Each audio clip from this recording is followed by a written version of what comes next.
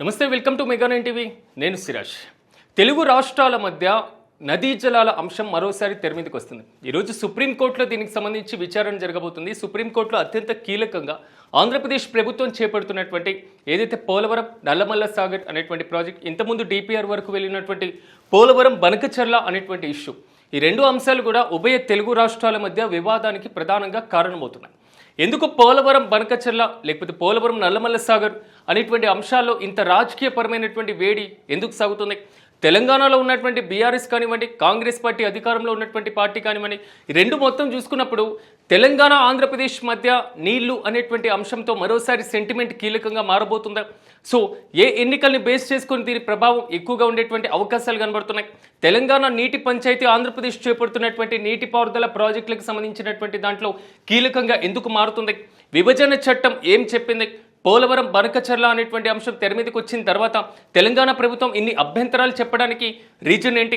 తెలంగాణ ప్రభుత్వం చెప్తున్నట్లుగా ఆంధ్రప్రదేశ్ ప్రభుత్వం నీటి దోపిడీకి ప్రధానంగా పాల్పడుతుందా?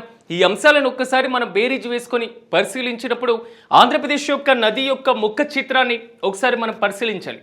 అసలు ఉన్నటువంటి నీటిపారుదల వ్యవస్థల్లో ప్రధానంగా ఉన్నటువంటి వనరులేంటి అనేటువంటి అంశాలు ఒక్కసారి మనం పరిశీలించినప్పుడు ఆంధ్రప్రదేశ్ ఉమ్మడి రాష్ట్రం యొక్క మ్యాప్ను ఒకసారి మనం పరిశీలిస్తే మనకు ప్రధానమైనటువంటి నదులు, ఒకటి గోదావరి నది పరివాహక ప్రాంతం, రెండు కృష్ణా నది పరివాహక ప్రాంతం ఇక్కడ ప్రధానంగా కనబడుతున్నటువంటి అంశం కనబడుతుంది.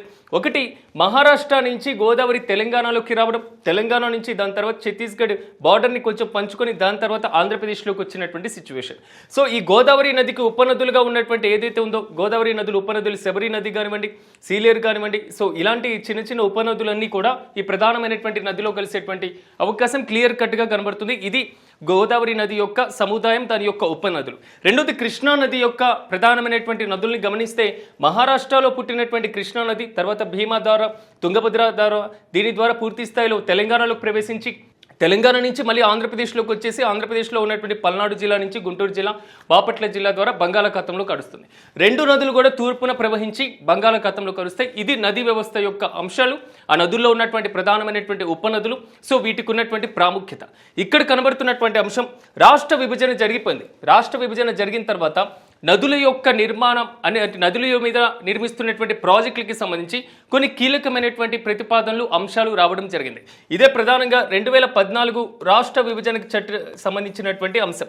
సో ఇక్కడ కడుతున్నటువంటి ఏదైతే పోలవరం ప్రాజెక్టు ఉందో, ఈ పోలవరం ప్రాజెక్టులో ఉన్నటువంటి ముంపు ప్రాంతాలు ఏదైతే ఉన్నాయో, సో ఈ పరివాహక ప్రాంతాలకు సంబంధించిన 7 మండలాలను తెలంగాణ నుంచి ఆంధ్రప్రదేశ్లో విలీనం చేయడం జరిగింది. ఇది విభజన చట్టం 2014లో క్లియర్ కట్గా ఉంది. ఎందుకు 7 మండలాలను విలీనం చేశారు అంటే, సో తెలంగాణ ప్రభుత్వం రేపు ఆంధ్రప్రదేశ్ ప్రభుత్వం కట్టబోతున్నటువంటి పోలవరం ప్రాజెక్ట్కి సంబంధించి అభ్యంతరాలు తెలంగాణ ప్రభుత్వం పెడితే ప్రాజెక్టు నిర్మాణానికి సంబంధించి కొంతవరకు అడ్డుకునేటువంటి అవకాశం ఉంటుంది. కాబట్టి సో ఆ పరివాహక ప్రాంతాలు ముంపునకు గురవుతున్నటువంటి 7 మండలాల్ని కూడా తెలంగాణ నుంచి ఆంధ్రప్రదేశ్లో 2014లోని రాష్ట్ర విభజన జరిగిన అనంతరం ప్రవేశపెట్టారు. సో దాంట్లో విలీనం చేసేశారు. ఒకటి. రెండోది, పూర్తి స్థాయిలో మాత్రం పోలవరానికి జాతీయ హోదా ఇవ్వడం జరిగింది. ఆ నిర్మాణానికి సంబంధించి 100% నిధులను కూడా కేంద్ర ప్రభుత్వమే భరించి నిర్మిస్తున్నటువంటి పరిస్థితి. సో రాష్ట్ర ప్రభుత్వం కట్టనివ్వండి, తర్వాత ఫీజు రియంబర్స్మెంట్ టైప్లో రాష్ట్రానికి రావాల్సినటువంటి బకాయిలు తీసుకొనివ్వండి. సో ఆ పరంపర కొనసాగుతూనే ఉంది. ఆంధ్రప్రదేశ్ జీవనాడిగా పోలవరం మిగిలి ఉంది. సో ఇక్కడ కనబడుతున్నటువంటి అంశం, రాష్ట్ర విభజన తర్వాత జరుగుతున్నటువంటి ప్రాజెక్టుల నిర్మాణం ఏంటి? తెలంగాణలో గోదావరి మీద పూర్తి స్థాయిలో కాళేశ్వరం ప్రాజెక్ట్కి సంబంధించి కానివ్వండి, సో దాని ఉప ప్రాజెక్టులు కానివ్వండి, కాళేశ్వరం యొక్క పూర్తి సముదాయం మీకు తెలిసినటువంటి విషయమే. సో కృష్ణా నది మీద ఒక్కసారి మనం గమనిస్తే మహబూబ్ నగర్ జిల్లాకి, ఉమ్మడి పాలమూరు జిల్లాకి ఎంటర్ అయిన తర్వాత జూరాల ప్రాజెక్ట్ ఒకటి ఉంది. జూరాల ప్రాజెక్ట్ తర్వాత మళ్ళీ శ్రీశైలం, దాని తర్వాత నాగార్జున సాగర్. ఇక్కడ ఆంధ్రాలోకి ఎంటర్ అయిన తరువాత అంటే శ్రీశైలంతో పాటుగా నాగార్జున సాగర్, ఈ 2 ప్రాజెక్టులు కూడా ఉమ్మడి ఆంధ్రప్రదేశ్ రాష్ట్రంలో ప్రధానంగా ఉన్నటువంటి అతిపెద్ద ప్రాజెక్టులు. ఈ 2 ప్రాజెక్టులు కూడా ఆంధ్రప్రదేశ్ సరిహద్దు పంచుకొని కనబడుతుంది. సో విద్యుత్ ప్రాజెక్టులు ఒకరు పంచుకోవడం, ప్రధానమైనటువంటి డ్యామ్ని మరొకరు పంచుకోవడం, సో ఈ సరిహద్దులో సరిపోయింది. సో ఆంధ్రాలోకి ఎంటర్ అయిన తరువాత పులిచింతల ప్రాజెక్టు కానివ్వండి, తర్వాత ప్రకాశం బ్యారేజ్ కానివ్వండి, ఇలాంటి డ్యామ్లు మనకు కనబడుతూ ఉంటాయి. సో ఇక్కడ కనబడుతున్నటువంటి అంశం ఇదే ప్రధానమైనటువంటి కీలకమైనటువంటి అంశం. ఒకటి, గోదావరి పోలవరం ప్రాజెక్టు దగ్గర నుంచి మనకు కనబడుతున్నటువంటి అంశాల్లో ఏదైతే ఈ పోలవరం ప్రాజెక్టుకి సంబంధించి ఇక్కడి నుంచి కృష్ణా నదికి లింకేజ్ ఇవ్వడం, గోదావరి పరివాహక ప్రాంతం క్లియర్ కట్గా మనకుంది. కృష్ణానది పరివాహక ప్రాంతం క్లియర్ కట్గా మనకు కనబడుతుంది. ఆంధ్రప్రదేశ్ ప్రభుత్వం మరీ ముఖ్యంగా ఎన్డీఏ ప్రభుత్వం అంటే 2014 నుంచి 19 మధ్య అధికారంలో ఉన్నటువంటి చంద్రబాబు నాయుడు నేతృత్వంలో ఉన్నటువంటి ప్రభుత్వం ఈ రెండు నదులను అనుసంధానం చేస్తూ పట్టిసీమ కెనాల్ను నిర్మించడం జరిగింది. గోదావరి కృష్ణా నదులను అనుసంధానం చేశాం అనేటువంటి ప్రధానమైనటువంటి అంశంతో ముందుకు వెళ్ళడం జరిగింది. సో ఇంతవరకు నార్మల్గా సాగినటువంటి సిచ్యువేషన్ మరీ ముఖ్యంగా ఈ పోలవరం ప్రాజెక్ట్కి సంబంధించినటువంటి రైట్ కెనాల్కి సంబంధించి మెయిన్ రైట్ కెనాల్కి సంబంధించినటువంటి నీటి కేటాయింపుల అంశాన్ని కూడా ఇక్కడ ప్రధానంగా పరిగణలోకి తీసుకోవడం జరిగింది. అంటే ఆల్మోస్ట్ మనకు కనబడుతుంది ఒక 80 టీఎంసీలకి సంబంధించి నీటి కేటాయింపులకు సంబంధించినటువంటి అంశాన్ని ఇక్కడ ప్రధానంగా ఉంది. ఇప్పుడు వస్తున్నటువంటి ఒక పెద్ద విమర్శ, తెలంగాణ ప్రభుత్వం చెప్తున్నటువంటి అభ్యంతరం, ఆంధ్రప్రదేశ్ ప్రభుత్వం చెప్తున్నటువంటి ప్రధానమైనటువంటి వాదన. సో ఈ ట్రిబ్యునల్కి సంబంధించిన కేటాయింపులు వచ్చినటువంటి మార్పులు, ఈరోజు సుప్రీంకోర్టులో జరుగుతున్నటువంటి ప్రధాన విచారణ, ఈ మొత్తం వ్యవహారానికి కారణం పోలవరం బనకచెర్ల. అదే పేరు మార్పుతో పోలవరం నల్లమల్ల సాగర్. ఆ ప్రాజెక్టు యొక్క స్వరూపం ఏంటో ఇప్పుడు ఒకసారి మనం చూద్దాం. సో ఇది పోలవరం బనకచెర్ల ప్రాజెక్ట్కి సంబంధించి పోలవరం నల్లమల్ల సాగర్ ప్రాజెక్ట్కి సంబంధించినటువంటి అంశాలను ఒకసారి మనం పరిశీలిస్తే, సో గోదావరి పరివాహక ప్రాంతాల్లో ఉన్నటువంటి ప్రధానమైనటువంటి వనరులు, నీటి కేటాయింపులు ఒకసారి మనం పరిశీలించినప్పుడు గోదావరి, ఇందాక మనం చెప్పుకున్నటువంటి గోదావరి పరివాహక ప్రాంతం, సో ఈ గోదావరి నీటిని ఇక్కడ నిర్మిస్తున్నటువంటి ఈ పోలవరం ద్వారా ఏదైతే ఈ రెడ్ మార్క్ కనబడుతుందో మీకు, సో వీటి ద్వారా పట్టిసీమ ప్రాజెక్టు ద్వారా ఈ పూర్తి స్థాయిలో కృష్ణానదిలో విలీనం చేసేస్తున్నారు. అంటే గోదావరి నీరు కృష్ణానదిలో కలిసిపోతుంది. కృష్ణానదిలో ఇక్కడ ప్రకాశం బ్యారేజ్ ఆల్రెడీ కనబడుతూ ఉంటుంది. సో ఈ ప్రకాశం బ్యారేజ్ ఎగువన దీనికి సంబంధించినటువంటి రెండు నదుల అనుసంధాన ప్రక్రియ కొనసాగింది. ఇక్కడ వరకు ఆల్రెడీ పట్టిసీమ ప్రాజెక్ట్ ద్వారా కెనాల్ నిర్మించారు.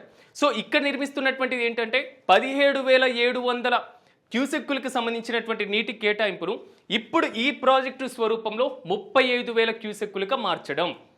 అంటే ఇది ఆషామాష కాదు. అంటే ఆ కెనాల్ యొక్క వెడల్పుని మరింత విస్తరించడం, దాన్ని స్థిరీకరించడం, ఇలాంటి అంశాలతో ముందుకెళ్ళబోతున్నారు.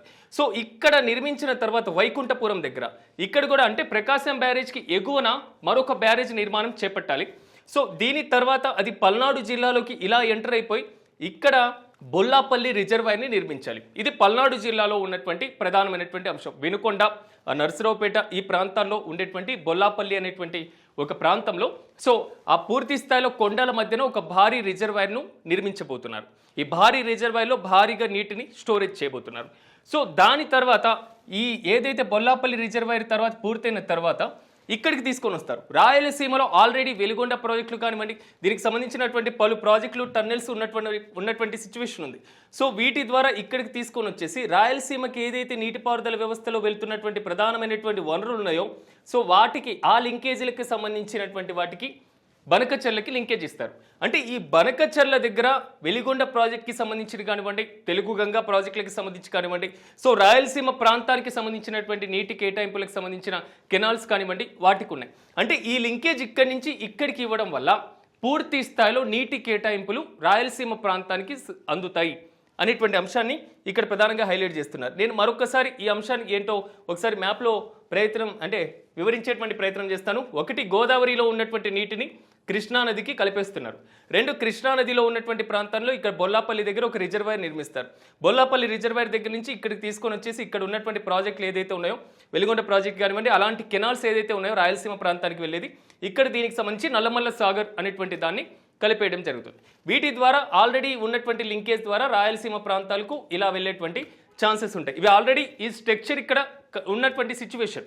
ఇక్కడ కనబడుతున్నటువంటి అంశం గోదావరి నీరు కృష్ణాకి రావడం, కృష్ణా నీరు ఇక్కడ బొల్లాపల్లి రావడం, బొల్లాపల్లి నుంచి ఇక్కడ కేసీ కెనాల్ ఇలాంటి వాటికి కలిపేయడం. వీటిని కలిపేయడం వల్ల రాష్ట్రంలో దాదాపు ఒక 200 టీఎంసీలు, ఈ 200 టీఎంసీల నీటిని వృధాగా సముద్రంలో కలిసిపోతుంది. సో ఈ సముద్రంలో కలిసేటువంటి దాన్ని మేము పూర్తి స్థాయిలో రాయలసీమలో ఉన్నటువంటి సౌత్ ఏరియాస్, మరి ముఖ్యంగా కరువు ప్రాంతాలు ఏదైతే ఉన్నాయో వీటి ద్వారా ఎక్కువ నీటిని అందించవచ్చు. రెండు, ప్రధానంగా సాగు యొక్క ఆయకట్టును పెంచేటువంటి ఆలోచన చేస్తాం. ఆల్మోస్ట్ ఈ ప్రాజెక్టు యొక్క విలువ కూడా 80,000 కోట్లకు పైచిలకు కనబడుతున్నటువంటి సిచ్యువేషన్ కనబడుతుంది. ఒక భారీ ప్రాజెక్ట్ అని చెప్పుకోవాలి. భారీ ప్రాజెక్ట్ కన్నా అతి భారీ ప్రాజెక్ట్ అనుకోవాలి. సో రాష్ట్రం యొక్క ముఖ చిత్రం మొత్తం మారిపోయేటువంటి సిచ్యువేషన్ ఉన్నటువంటి అతిపెద్ద ప్రాజెక్ట్. సో కేంద్ర ప్రభుత్వంలో కూటమిలో ఉన్నారు కాబట్టి పర్మిషన్కి సంబంధించి డిపిఆర్కి సంబంధించి నిధులకు సంబంధించినటువంటి అంశంలో అభ్యంతరం ఉంటుందా ఉండదా అనేటువంటి క్వశ్చన్ మార్క్స్ కూడా రైజ్ అవుతున్నటువంటి సిచ్యువేషన్. ఇది ఆంధ్రప్రదేశ్ ప్రభుత్వం చేపట్టబోతున్నటువంటి అతిపెద్ద ప్రాజెక్ట్. ఇప్పుడు అభ్యంతరాల విషయానికి వద్దాం. తెలంగాణ చెప్తున్నటువంటి అభ్యంతరం ఏంటి అంటే పాయింట్ నెంబర్ 1, గోదావరి నదికి సంబంధించినటువంటి నీరు ఈ విధంగా వస్తున్నప్పుడు గోదావరిలో సముద్రంలో వృధాగా కలిసిపోతున్నటువంటి నీటిని మీరు పూర్తి స్థాయిలో 200 టీఎంసీల వరకు యూజ్ చేసుకొని కృష్ణానదికి, కృష్ణానది తర్వాత ఇతర ప్రాంతాలకి మీరు మళ్లించాలి అనుకుంటే గోదావరిలో వృధాగా అసలు ఎంత నీరు పోతుందో మీకు తెలుసా? తెలంగాణ ప్రభుత్వం రైజ్ చేస్తున్నటువంటి ప్రధానమైనటువంటి పాయింట్. 2, ఆంధ్రప్రదేశ్ పునర్వ్యవస్థీకరణ చట్టం. ఈ చట్టం ప్రకారం మీకు గోదావరి నీటిలో కేటాయింపులు ఎంతైతే జరిగినో ఆ కేటాయింపులకు సంబంధించినటువంటి ట్రిబ్యునల్ ఇచ్చినటువంటి తీర్పును బేస్ చేసుకొని, ఎప్పుడు 1980కి సంబంధించినటువంటి ట్రిబ్యునల్ అనుకుంటాను ఐ థింక్. సో ఆ ట్రిబ్యునల్ కేటాయింపులకి పరిమితికి మించి మీరు పోలవరంకి సంబంధించి మరిన్ని గోదావరి నీటిని మళ్లించేటువంటి ప్రయత్నం చేస్తే ఏ విధంగా సాధ్యమవుతుంది? ఇది పాయింట్ నెంబర్ 2. మూడోది అత్యంత కీలకమైంది. ఈ ప్రాజెక్టులు నిర్మిస్తారు. ఆంధ్రప్రదేశ్ ప్రభుత్వం ఇక్కడి నుంచి ఇక్కడికి ఆల్రెడీ ఉన్నటువంటి దాన్ని కెనాల్ని విడితి చేసేస్తుంది.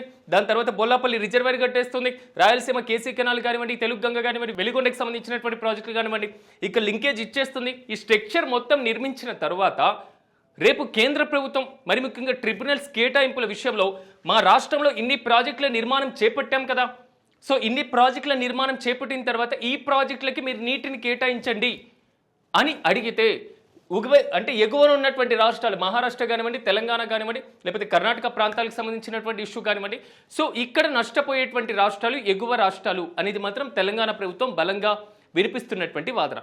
ఆంధ్రప్రదేశ్ చెప్తున్నటువంటి వాదన ఇప్పటికే గోదావరి పరివాహక ప్రాంతాల్లో నిర్మించినటువంటి ప్రాజెక్టులు ఎన్నున్నా కృష్ణా మీద డిమాండ్ ఎక్కువగా ఉంది. కృష్ణా మీద నిర్మించినటువంటి ప్రాజెక్టుల సంఖ్య ఎక్కువగా ఉంది. కృష్ణా పరివాహక ప్రాంతాల్లో నివసించేటువంటి జనసాంద్రత ఎక్కువగా ఉంది. ఇలాంటి అంశాలన్నీ కూడా బేరీజ్ వేసుకున్నటువంటి సిచ్యువేషన్ కనబడుతుంది. అలాంటి సమయంలో గోదావరిలో వృధాగా పోతున్నటువంటి నీటిని మాత్రమే యూజ్ చేసుకోవాలనుకుంటున్నాం. సో సాగు ఏదైతే సముద్రంలో వృధాగా పోవడం కన్నా సో ఈ లింకేజ్ ఇవ్వడం వల్ల కొంతవరకు యూజ్ అయ్యేటువంటి అవకాశం ఉంటుంది కదా.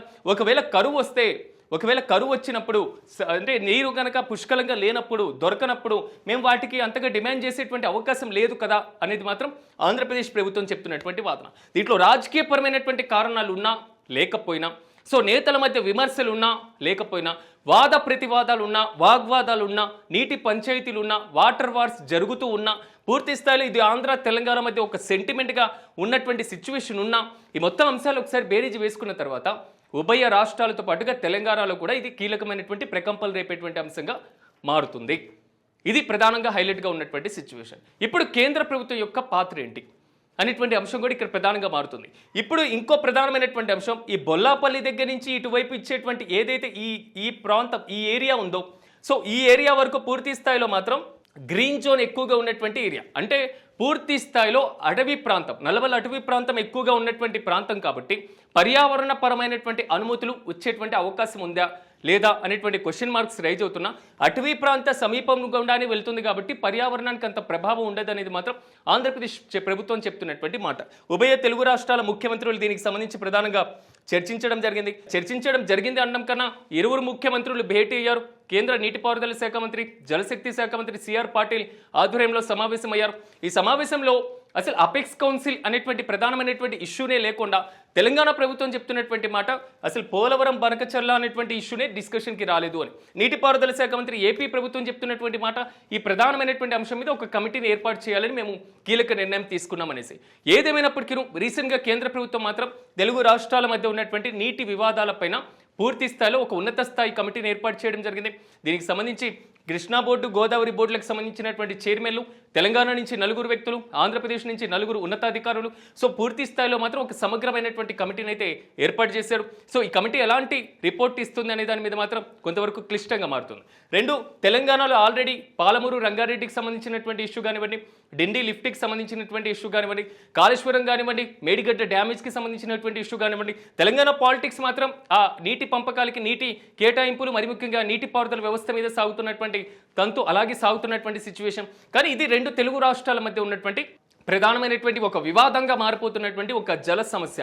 ఇప్పటికే పూర్తి స్థాయిలో తమిళనాడు కర్ణాటక రాష్ట్రాలకి సంబంధించి కావేరీ జల వివాదాలు అలాగే కొనసాగినటువంటి సిచ్యువేషన్, ఉమ్మడి రాష్ట్రంలో ఉన్నప్పుడు మహారాష్ట్ర ప్రాంతంలో ఆల్మట్టి డ్యామ్కి సంబంధించి అలాగే సిచ్యువేషన్ కొనసాగినటువంటి పరిస్థితి, అంటే తెలుగు రాష్ట్రాల మధ్య కూడా నీటి పంపకాలకు క్లిష్టంగా మారుతుందా అనేటువంటి క్వశ్చన్ మార్క్ కూడా రైజ్ అవుతుంది.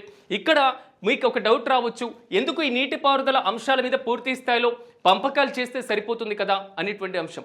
ఎప్పుడో బ్రిజేష్ కుమార్ ట్రిబ్యునల్ కానివ్వండి, బచావత్ ట్రిబ్యునల్స్ కానివ్వండి, ఈ ట్రిబ్యునల్స్ ఇచ్చినటువంటి తీర్పును అంగీకరించాలి అంటే మహారాష్ట్ర ఓకే చెప్పాలి, తెలంగాణ ఓకే చెప్పాలి, ఆంధ్రప్రదేశ్ ఓకే చెప్పాలి.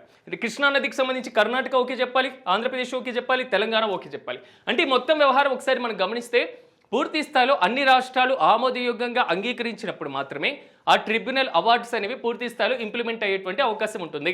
ఏ ఒక్కరు అభ్యంతరం చెప్పినా అది నిలుపుదల అయ్యేటువంటి పరిస్థితి ఉంటుంది, చర్చలు సాగుతూనే ఉంటాయి, ఆ తంతు పూర్తయ్యేటువంటి అవకాశమే ఉంటుంది. ఎప్పుడో 1980లో అనుకుంటా బ్రిజేష్ కుమార్ ట్రిబ్యునల్ ఇచ్చినటువంటి తీర్పును, ఆ అవార్డును ఇప్పటికీ కూడా అంగీకరించలేదు. పాపం ఆయన ఇచ్చినటువంటి ఆయన వయసు 60 సంవత్సరాల నుండి ఇప్పుడు 80 సంవత్సరాల పైన సాగుతున్నటువంటి సిచ్యువేషన్ కనబడుతుంది. కాబట్టి నీటిపారుదల వ్యవస్థలో ఉన్నటువంటి ప్రధాన సమస్య ఇది. నేడు సుప్రీంకోర్టులో దానికి సంబంధించి విచారణ జరుగుతుంది. సో సుప్రీంకోర్టు ఏమైనా కీలకమైనటువంటి నిర్ణయం తీసుకునేటువంటి అవకాశం ఉందా లేదా అనే దాని మీద మాత్రం కొంతవరకు ఉత్కంఠ కొనసాగుతున్నటువంటి సిచ్యువేషన్ అయితే ఉంది. సో ఆంధ్ర తెలంగాణ వీరిద్దరి మధ్య సాగుతున్నటువంటి ఈ కీలకమైనటువంటి ప్రాజెక్టు మాత్రం ఎటువైపు మలుపు తీసుకుంటుందో వేచి చూడాలి. దీనికి సంబంధించి ఏం జరుగుతుంది అనే దాని మీద మాత్రం కొంతవరకు ఉత్కంఠ అయితే కొనసాగుతూనే ఉంది. మీరేమనుకుంటున్నారు? ఎందుకంటే ఆంధ్రప్రదేశ్ ప్రభుత్వం చేపడుతున్నటువంటి ప్రాజెక్టులు కానివ్వండి, తెలంగాణ ప్రభుత్వం చెప్తున్నటువంటి అభ్యంతరాలు కానివ్వండి, ఏపీ ప్రభుత్వం చెప్తున్నటువంటి వాదన కానివ్వండి, దీని పట్ల మీ అభిప్రాయం ఏంటో కామెంట్స్ రూపంలో తెలియజేయండి. సో ఇలాంటి అంశాలతో మళ్ళీ కలుద్దాం. చూస్తూనే ఉండండి మెగా 9 టీవీ.